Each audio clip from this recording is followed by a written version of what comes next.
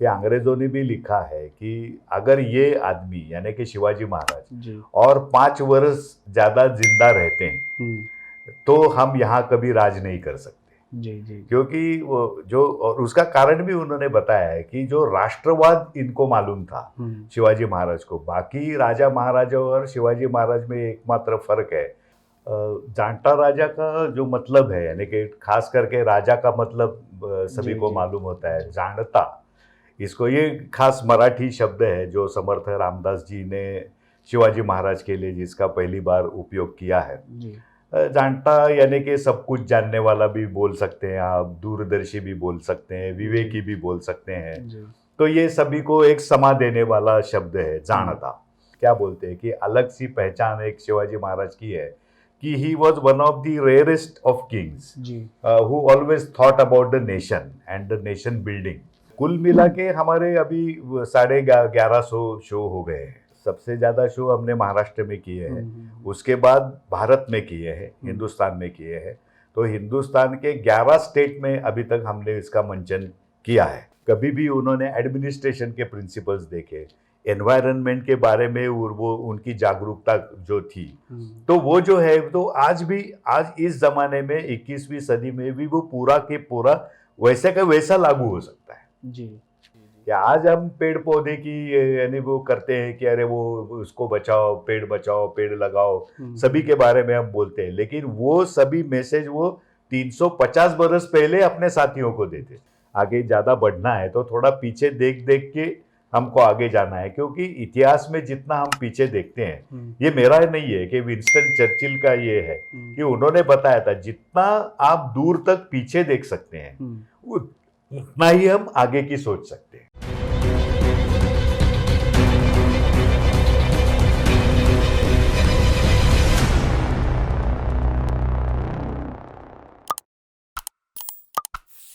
जय Hind, Vande Mataram expose times में आपका स्वागत है। मैं हूं मोनेश श्रीवास्तव। आज हम आपको मुगल आक्रांता औरंगजेब से मिलवाएंगे। घबराइए मत, ये कोई सही का औरंगजेब नहीं है। ये हैं जाड़ता राजा, जिसे महानाट्य कहा जाता है, उसके मेन विलन यानी औरंगजेब का कैरेक्टर करने वाले डॉक्टर अजीत आप्टे जी।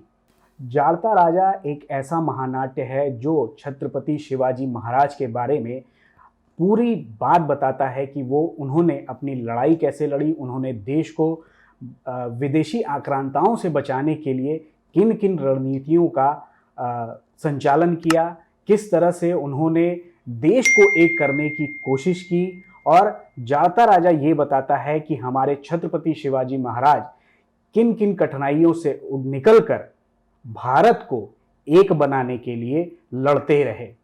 तो आइए बात करते हैं डॉक्टर अजीत आप्टे जी से। आपने जो पीएचडी की है वो छत्रपति शिवाजी महाराज के मैनेजमेंट के ऊपर की है, तो ऐसे कई सवाल हम आपसे पूछेंगे और जानेंगे कि आप इस जाड़ता राजा प्ले से कैसे जुड़े। इस प्ले के बारे में हम आपसे जानेंगे और विशेष तौर पे हम छत्रपति शिवाजी महाराज के बारे में जानेंगे, जो खास जानकारी आपके पास है। तो आइए बात करते हैं डॉक्टर अजीत आप्टे जी से। सर, बहुत बहुत स्वागत है आपका एक्सपोज टाइम्स में। जैसा कि सर हम लोग जान रहे हैं कि काशी में जाड़ता राजा प्ले होने वाला है, जिसको महानाट्य के रूप में जाना जाता है। तो सबसे पहले सर ये बताइए कि जाड़ता राजा जो है उसके नाम का अर्थ क्या है और ये जो महानाट्य है वो क्या है? जांटा राजा का जो मतलब है यानी कि खास करके राजा का मतलब सभी को मालूम होता है जानता। इसको ये खास मराठी शब्द है जो समर्थ रामदास जी ने शिवाजी महाराज के लिए जिसका पहली बार उपयोग किया है। जानता यानी कि सब कुछ जानने वाला भी बोल सकते हैं आप, दूरदर्शी भी बोल सकते हैं, विवेकी भी बोल सकते हैं। तो ये सभी को एक समा देने वाला शब्द है जानता। तो ये यानी कि शिवाजी महाराज की महानता व्यक्त करने के लिए रामदास जी ने ये शब्द का प्रयोग किया था, तो ये जानता है। और यहाँ के जब सब विज्ञापन है उसमें भी दूरदर्शी ऐसा लिखा है, तो वो भी सही है। तो एक दूरदर्शी राजा की कहानी है, क्योंकि हमारे देश में राजा महाराजाओं की वैसे कमी नहीं है, क्योंकि एक सबसे पुराना इतिहास हमारी संस्कृति का है। तो इसमें हजारों राजा महाराजा बादशाह सुल्तान वगैरह हो गए हैं अभी तक, लेकिन उनमें से सब में एक वो क्या बोलते हैं कि अलग सी पहचान एक शिवाजी महाराज की है कि he was one of the rarest of kings who always thought about the nation and the nation building.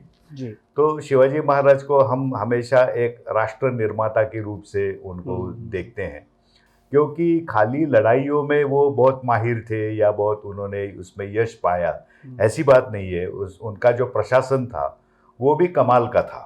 यानी कि पर्यावरण के बारे में, लोगों के बारे में, भाषा के बारे में ज़्यादातर सोचे कि न्याय अन्याय के और मेरे के न्याय के पक्ष में खड़ा रहना और अपने लोगों का उत्कर्ष के बारे में भी सोचना, और पहले यह कि उनको बंद मुक्त करना। ये सभी शिवाजी महाराज ने अपनी बहुत छोटी सी जो जीवनी है उनकी 50 बरस की तो थी, पहले 15 बरस जो बचपन के वो अपने छोड़ दिए, तो भी एक 35 बरस ही उनका एक कार्यकाल है। तो उसमें उन्होंने जो भी कुछ करके दिखाया वो अद्भुत था।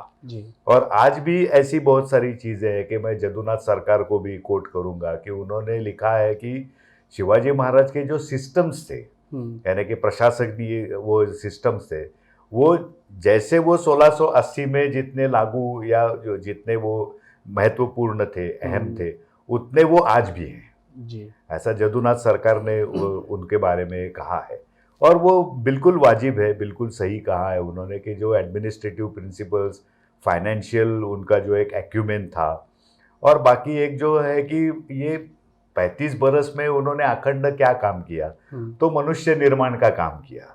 और मनुष्य निर्माण का काम, इसका मतलब ही है राष्ट्र निर्माण। तो ये शिवाजी महाराज की खासियत है, और इन पहलुओं पे हमने थोड़ा ज़्यादा जोर भी दिया है, क्योंकि राष्ट्र तो अच्छे आदमियों से, अच्छे नेताओं से ही बनता है। तो ये जो एक आग्रह था कि मैंने कि स्वराज्य है, स्वभाषा है, स्वधर्म है, इसके बारे में उन्होंने जो भी नींव डाली तो वो बहुत अच्छी तरह से डाली, और आज भी उसका प्रभाव हमें देखने को मिलता है। यानी कि एक तरह से मैं अंग्रेज़ों को फिर कोट करूं कि अंग्रेज़ों ने भी लिखा है कि अगर ये आदमी यानी कि शिवाजी महाराज और 5 वर्ष ज़्यादा जिंदा रहते हैं तो हम यहाँ कभी राज नहीं कर सकते। क्योंकि वो जो, और उसका कारण भी उन्होंने बताया है कि जो राष्ट्रवाद इनको मालूम था शिवाजी महाराज को, बाकी राजा महाराजा और शिवाजी महाराज में एकमात्र फर्क है कि जितना वो राष्ट्रवादी थे, तो इसकी वजह से उनको ये लग रहा था अंग्रेज़ों को कि अगर ये आदमी 5 बरस ज़्यादा जिंदा रहता तो हम यहाँ कभी राज नहीं कर पाते। तो ये शिवाजी महाराज की महानता है, और ये दिखाने का प्रयास उसमें है। यानी कि महाराज की जितनी करतूत थी उतना हम दिखा पाएंगे या नहीं, ये अभी वो दर्शकों ने तय करना है, हमने नहीं।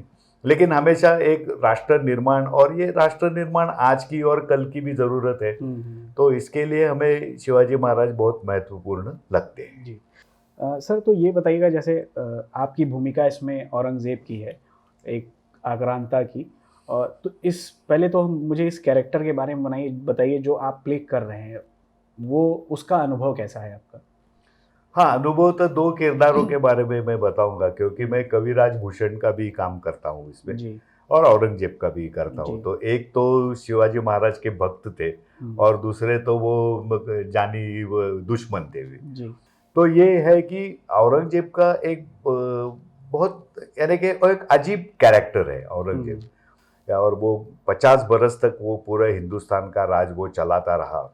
लेकिन एक जो चीज़ का अभाव उसमें लगता है, मुझे लगता है कि औरंगजेब का किरदार उसका अभ्यास करने के बाद, तो एक शिवाजी महाराज की दूरदृष्टि उनमें नहीं थी, जो एक पॉलिटिकल विजडम जिसको हम बोलते हैं। तो लेकिन एक पॉलिटिकल विजडम का अभाव होने के कारण उनका जो अंत हुआ वो अच्छा नहीं हुआ। यानी कि मेरा मानना ऐसा है, इसमें मतभेद हो सकते हैं, लेकिन अगर वो मराठाओं को परास्त करने के लिए वो दक्कन में आ गए, इसके बजाय वो पूरब में अगर चले जाते हैं और अंग्रेजों पे आक्रमण कर देते तो हमारा देश कभी परतंत्र नहीं होता। तो ये एक उनकी भूल थी या कोई गलतफहमी थी या उसको उनको कोई किसी ने बताया नहीं होगा, ये मुझे मालूम नहीं, क्योंकि सभी चीज़ें तो इतिहास में हमको मालूम नहीं होती। लेकिन मेरा एक मानना ऐसा है कि अगर वो औरंगजेब ने पूरब चले जाते दक्कन में आने के बजाय, तो शायद इस देश का इतिहास कुछ और ही होता। हाँ, वैसे इतिहास में इफ्स एंड बट्स को कोई स्थान नहीं होता, जो हुआ सो हुआ और वही हम दिखाने जा रहे हैं। ऐसे कोई हमारी कल्पना की बात उसमें कुछ है नहीं। वो जो है वो पूरा यानी कि जो असली इतिहास है वही हम उसमें दिखा रहे हैं। और वो एक है कि पूरा जो एक शिवाजी महाराज का चरित्र है और दूसरी ओर औरंगजेब का चरित्र है, तो वो एक पैरेलल लाइन्स है।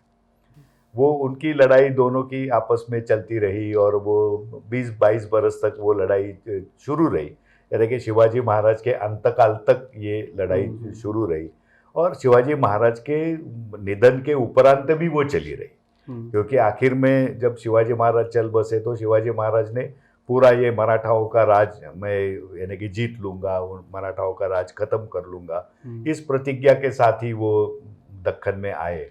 लेकिन वो अपने मकसद में वो कभी पूरा नहीं कर सके। लेकिन वो 27 बरस दक्कन में लड़ते रहे मराठाओं के खिलाफ, लेकिन आखिर में मराठाओं ने उनको परास्त कर दिया, क्योंकि वो उसी लड़ाई के दौरान उनकी मृत्यु हो गई 1707 में और वो महाराष्ट्र में ही उनकी मृत्यु हुई।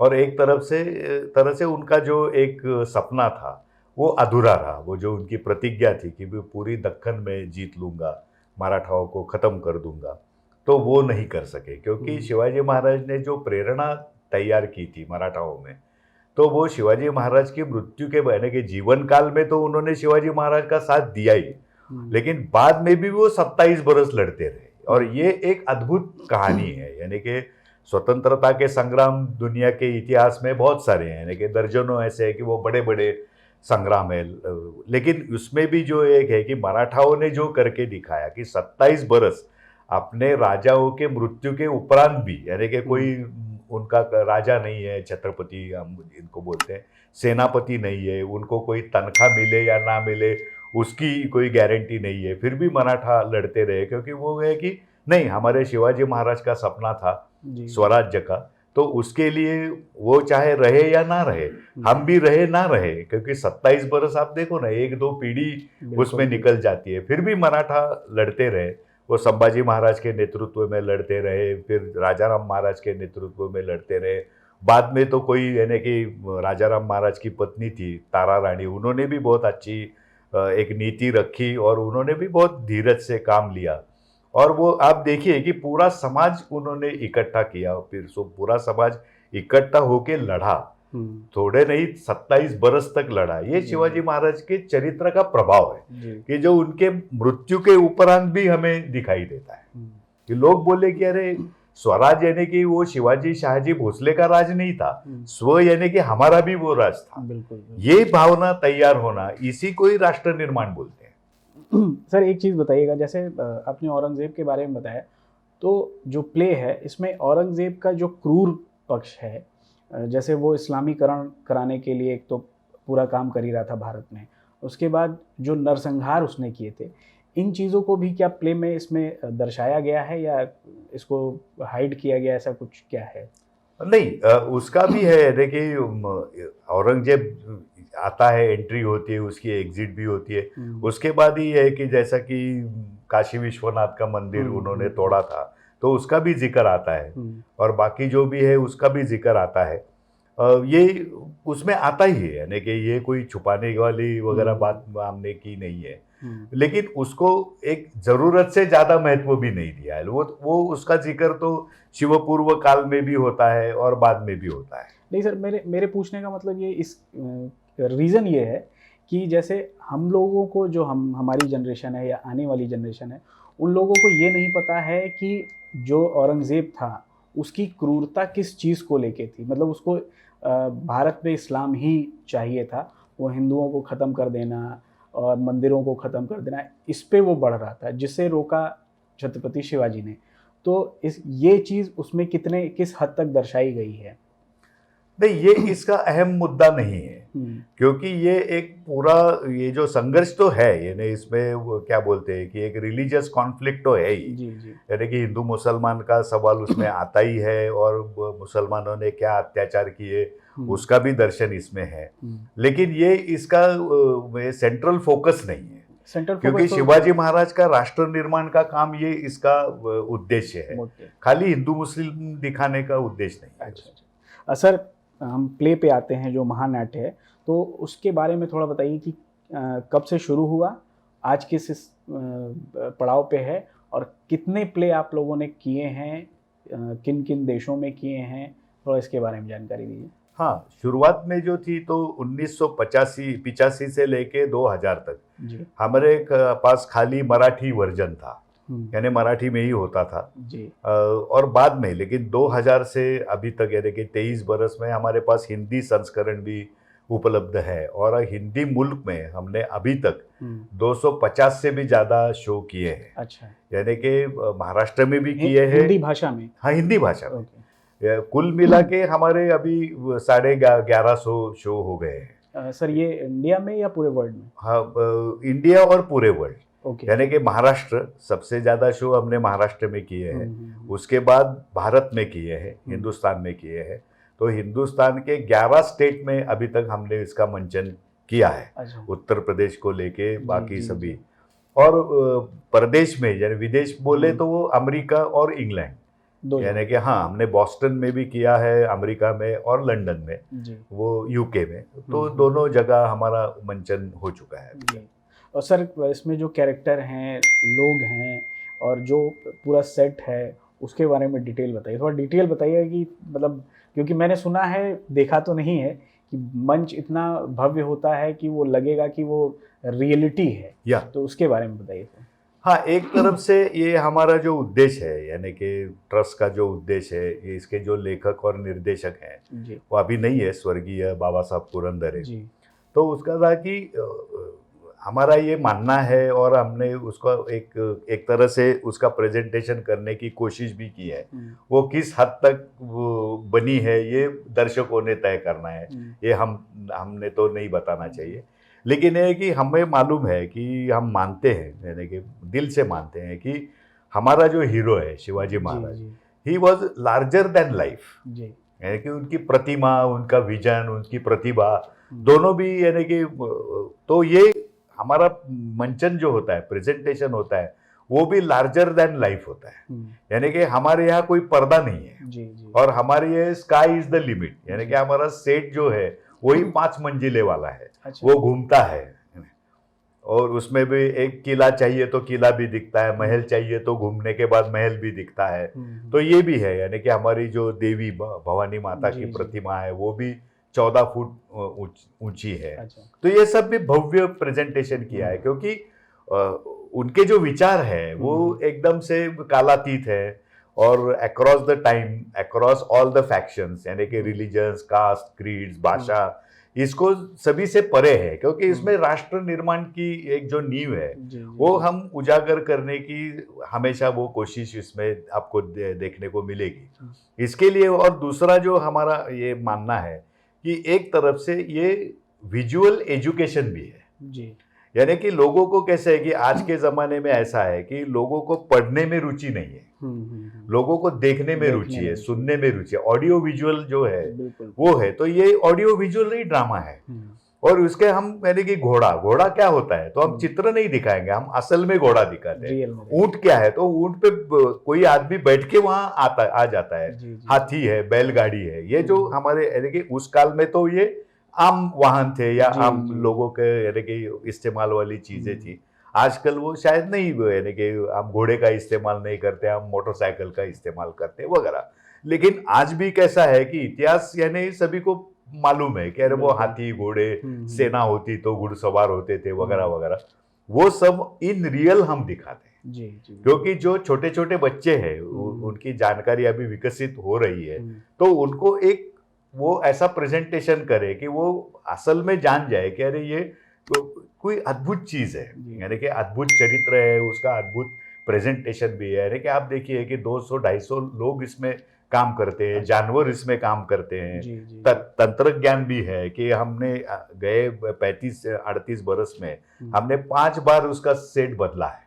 अच्छा। यानी कि जैसे जैसे टेक्नोलॉजी आगे आगे गई तो उसका इस्तेमाल हमने किया है। तो एक तरफ से हम टेक्नो सेवी भी हैं। जी। क्योंकि आज के जमाने में या कल में भी यानी कि टेक्नोलॉजी इतना अहम रोल प्ले कर रही है कि कोई उसको यानी कि नजरअंदाज नहीं कर सकते। जी। तो ये टेक्नोलॉजी का भी भली भांति हमने उपयोग इसमें किया है। अच्छा सर, ये बताइएगा कि जो प्ले होता है इसकी पहले कल्पना किसने की थी, मतलब स्टार्टिंग में? कल्पना की तो बाबा साहब पुरंदरे ने की थी। जी। तो ये तो उनका पूरा जीवन शिवचरित्र के लिए समर्पित था, यानी कि वो उनका निधन जो हुआ तो वो उनका 100वां बरस था जिंदगी का, जी। और अभी एक और वो 6-7 महीने जीवित रहते तो वो एक शतक भी पूरा कर लेते। जी। लेकिन वो 99 बरस यानी कि 19-20 से लेके तो करीबन 80 बरस उन्होंने इस विषय के लिए समर्पित किया है। जैसे कि विवेकानंद जी बोलते थे कि वन लाइफ वन मिशन, तो वो बाबा साहब पुरंदरे का था कि वन लाइफ वन मिशन। तो इसके लिए ना कि शिवाजी महाराज और उनका चरित्र वो उनको बताना, यानी कि सभी माध्यमों से उसका प्रकटन करना, लोगों के सामने प्रेजेंटेशन करना। तो पहले उन्होंने किताबें लिखी, 36 किताबें उन्होंने लिखी शिवाजी महाराज के, पूरा चरित्र भी लिखा, बाकी भी छोटी छोटी कथाओं के रूप में वो भी किया। फिर उन्होंने उस पर भाषण दिए, फिर स्लाइड शो किए, लोगों को किला दिखाना वगैरह वो उसका काम किया। फिर ये आया वो जानता राजा आया, यानी कि एक शिव सृष्टि नाम का एक टेम्पररी प्रोजेक्ट भी उन्होंने 50 बरस पहले यानी कि 1974 में उन्होंने किया था। अच्छा। अभी वो हम स्थायी स्वरूप में कर रहे हैं, यानी कि परमानेंट एक शिव सृष्टि का निर्माण हम कर रहे हैं अभी। यानी कि जो भी जानता राजा से राशि हमको मिलती है तो वो सभी की सभी राशि उसमें हम लगाते हैं। अच्छा। और वो अभी यानी कि 60 करोड़ का काम हो गया है। तो सर वो प्ले है वो? नहीं, वो एक शिव सृष्टि है। अच्छा। यानी कि शिव चरित्र का दर्शन सभी माध्यमों से। ओके। हाँ, कि वहाँ आपको एक असल में एक बाड़ा भी दिखेगा। अच्छा। कि जो 17वीं सदी में जैसे बाड़े होते थे वैसा वो बाड़ा है। उसमें एक हमने प्रेजेंटेशन भी किया है, एक एग्जीबिशन किया है। और वो भी हाईटेक है, यानी कि AR VR वगैरह, ऑगमेंटेड रियलिटी, वर्चुअल रियलिटी, ये सब तकनीक उसमें इस्तेमाल किया है। और अभी वो खुला भी है, लोकार्पण भी उसका हुआ है। कहाँ पे है सर ये? वो पुणे में है। पुणे में? हाँ, वो पुणे में है, यानी कि वो 21 एकड़ का प्रोजेक्ट है वो। अच्छा। और वो डिस्नीलैंड के माफिक है, यानी कि वो कल्पना के लिए डिस्नीलैंड का मैं उपयोग कर रहा हूँ। लेकिन डिस्नीलैंड का जो उद्देश्य है वो एंटरटेनमेंट है। वो एक थीम पार्क है, लेकिन वो एंटरटेनमेंट को समर्पित है। हमारा जो है वो शिव चरित्र को समर्पित है। यानी कि उसका जो एक पूरा रूप है वो पूरा देसी रूप है उसका। यानी कि तकनीक होगी तो वो अत्याधुनिक वो तकनीक होगी, लेकिन पूरा जो मैसेज है वो देसी है। वो स्वराज्य निर्माण का है, यानी कि स्वराज, स्वधर्म, स्वभाषा, इस किस्म का है। और जो एक यूनिवर्सल कैरेक्टर है शिवाजी महाराज का, तो वो उसमें उजागर करने की हम कोशिश करेंगे। क्योंकि वो भी है, वो मराठी थे, वो हिंदू भी थे, यानी कि वॉज अ स्टॉन्च हिंदू, ऐसी कोई बात नहीं। लेकिन फिर भी उनका जो विचार है वो वैश्विक विचार था। यानी कि कभी भी उन्होंने एडमिनिस्ट्रेशन के प्रिंसिपल्स देखे, एनवायरनमेंट के बारे में वो उनकी जागरूकता जो थी, तो वो जो है तो आज इस जमाने में 21वीं सदी में भी वो पूरा के पूरा वैसे का वैसा लागू हो सकता है जी। तो ये जो उनकी महानता है, यानी कि उसमें सबसे बड़ी चीज क्या थी, तो उनकी नैतिकता जी। तो ये यानी कि कोई भी राज हो, यानी कि एक जो गोर्बाचोव थे, यानी कि रशिया के जो भूतपूर्व कम्युनिस्ट पक्ष के वो सरचिटनीस थे, तो उन्होंने बोला था कि कौन सी भी सिस्टम हो लेकिन वो मोरालिटी को छोड़ के खड़ी नहीं हो सकती। मोरालिटी वो उसमें अवश्य होनी चाहिए, अगर मोरालिटी नहीं है तो कुछ नहीं है। यानी कि सिस्टम कितनी भी तगड़ी हो, कौन भी उसको लगाने की कोशिश करे, लेकिन मोरालिटी उसकी नींव होनी चाहिए। मूलाधार वो मोरालिटी है, नैतिकता है। वो आपको पूरा का पूरा, यानी कि शिवाजी महाराज गोर्बाचोव से 300 बरस पहले उनका देहांत भी हो गया, लेकिन फिर भी ये जो नैतिकता की नींव उसमें उन्होंने जो डाली, और पूरी एक 35 बरस के अपने पूरे जीवन काल में, यानी कि एक प्रशासक राजा के रूप में वो उन्होंने दिखाई, वो काफी सराहनीय है। जी जी। या आज हम पेड़ पौधे की यानी वो करते हैं कि अरे वो उसको बचाओ, पेड़ बचाओ, पेड़ लगाओ, सभी के बारे में हम बोलते हैं, लेकिन वो सभी मैसेज वो 350 बरस पहले अपने साथियों को दे चुके हैं, जब ये पर्यावरण प्रदूषण ये शब्द भी नहीं थे जी। पोल्यूशन वगैरह। तो उस जमाने में वो देखते हैं कि अरे अपनी जरूरत के ज्यादा एक भी मेरे के पौधों को आपने तोड़ना नहीं, और वो भी जिसका वो जो भी उसका मालिक है उसके अनुमति के बिना एक भी पौधा तोड़ना वर्जित है। जी जी। ये जो दृष्टि है वो अद्भुत है। सर ये बताइएगा, जैसे आप इतने बड़े प्ले से जुड़े हुए हैं और इतनी बड़ी शख्सियत के बारे में सबको बता रहे हैं, लेकिन हमारे जो एजुकेशन सिस्टम में मैंने एक बार एक विद्वान से सुना था कि एक हायर एजुकेशन में शिवाजी के बारे में ये लिखा गया है कि Shivaji is a mountain rat. तो इस तरह का जो नरेटिव हम लोगों के दिमाग में डाला गया है हमारे भारतीयों में, इसको चेंज कैसे किया जा सकता है सर? बिल्कुल अपना नैरेटिव खड़ा करना, यानी कि हमारे खिलाफ जो भी सनातन के खिलाफ है, भारतीयों के खिलाफ है, खाली सनातन के खिलाफ ऐसा नहीं, क्योंकि हिंदुस्तान तो खाली हिंदुओं से नहीं बना है, लेकिन जो एक सनातन सभ्यता है वो जो सबसे ज्यादा टिकी है इस दुनिया की इतिहास में, सबसे ज्यादा एक अक्षुण्ण जिसको परंपरा बोलते हैं, वो खाली सनातन की है। बाकी कोई भी संस्कृति इतना काल जीवित नहीं रह सकी, वो खत्म भी हो गई बहुत सारी। लेकिन ये सनातन संस्कृति है जो उसकी what ever you can say the inner power, ये जो है उसमें वो दिखाने की या उजागर करने की कोशिश कभी हुई ही नहीं, क्योंकि हम हमेशा एक वो क्या बोलते हैं कॉलोनियल माइंडसेट में ही जीते रहे कि वो जो व्हाइट है वही सब कर सकता है, बाकी हम तो काले हैं पीले हैं, हम तो कुछ कर नहीं सकते या कर नहीं भी सकेंगे भविष्य में भी। ये एक जो मानसिकता बन गई थी, तो उसके लिए बहुत सारे कारण है, किसी एक व्यक्ति को दोष देना है, अपना भी थोड़ा दोष होता है, ऐसा नहीं है कि वो उससे अब बाहर निकालने की बहुत ज्यादा और सख्त जरूरत है, क्योंकि पूरी दुनिया को अभी जो अपना जो विचार है कि सनातन का जो विचार है उसकी अभी जरूरत है, क्योंकि बाकी जो भी मॉडल्स बने तो हम देखते हैं कि वो फेल हो चुके हैं। तो लेकिन अभी तो एक नए विचार की जरूरत है, और उसके लिए सनातनी लोगों ने आगे आने की जरूरत है। और जो भी एक इन्फीरियोरिटी कॉम्प्लेक्स है या जो भी भूतकाल में जो भी कुछ हुआ उसको पीछे छोड़ के अभी थोड़ा आगे जाने की, कॉन्फिडेंटली आगे जाने की, रूडली नहीं, कॉन्फिडेंटली आगे जाने की जरूरत है। और वही वो यानी कि जो एक वक्त मोड़ लेता है ना, वो वक्त एक अलग अंगड़ाई ले रहा है, तो उसको पहचानना जरूरी है। और उसके लिए इतिहास ये सबसे बड़ा सब्जेक्ट है। यानी कि जैसा कि एक रोज की जिंदगी में टेक्नोलॉजी की जो अहमियत है, लेकिन वो उसके साथ वो कल्चर और ये भी जोड़ा जाना चाहिए। आप देखिए कि अभी यूनेस्को या जो भी इंटरनेशनल फोरम्स है वो भी आज बोलते हैं कि खाली जीडीपी, खाली आर्थिक विकास, खाली तंत्रज्ञान ये नहीं है, उसके साथ संस्कृति भी जोड़नी चाहिए।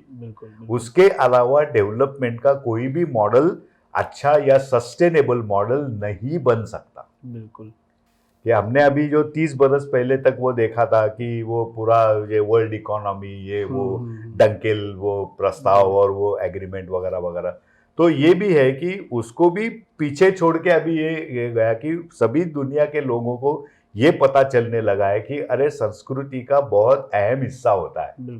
संस्कृति के अलावा बाकी जो डेवलपमेंट जो मॉडल्स है, जो इहवादी मॉडल्स है, वो टिक नहीं पाते, कि उसकी जो नींव है, उसकी धरोहर है, उसको छोड़ के आप कोई भी स्टेप नहीं ले सकते, लिए तो वो चल नहीं सकती।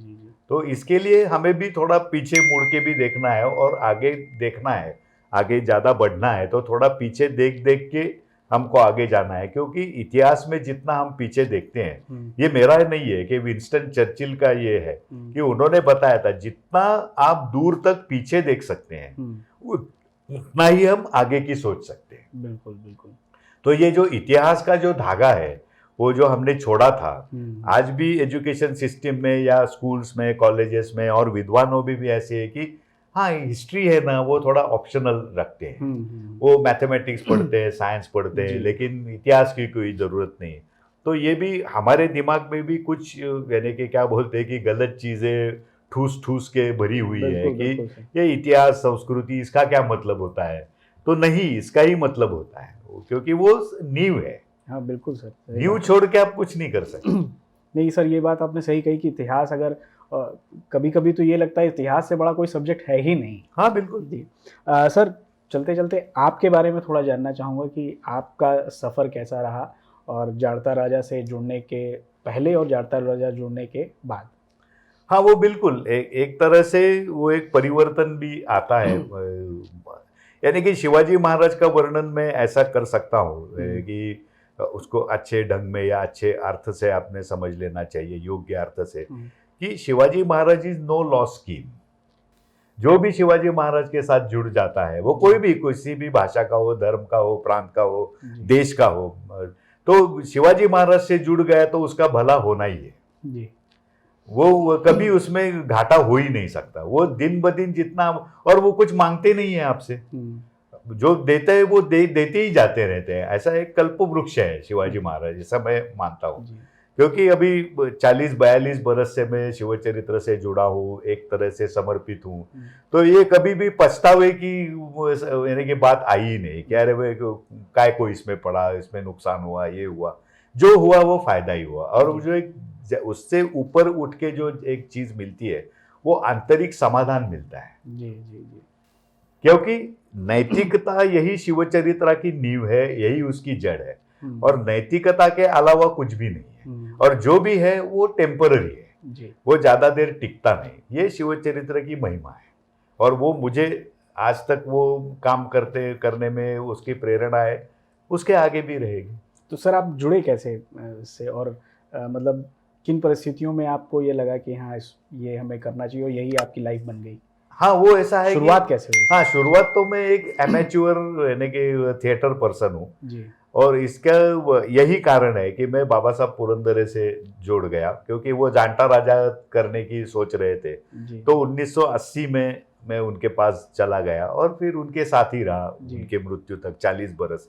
और उसके बाद भी अभी मैं वही काम में जुड़ा हुआ हूँ, और गए 27 बरस से मैं उसका यानी कि पूर्ण यानी क्या बोलेंगे होल टाइम फुल टाइम में यही काम करता हूँ।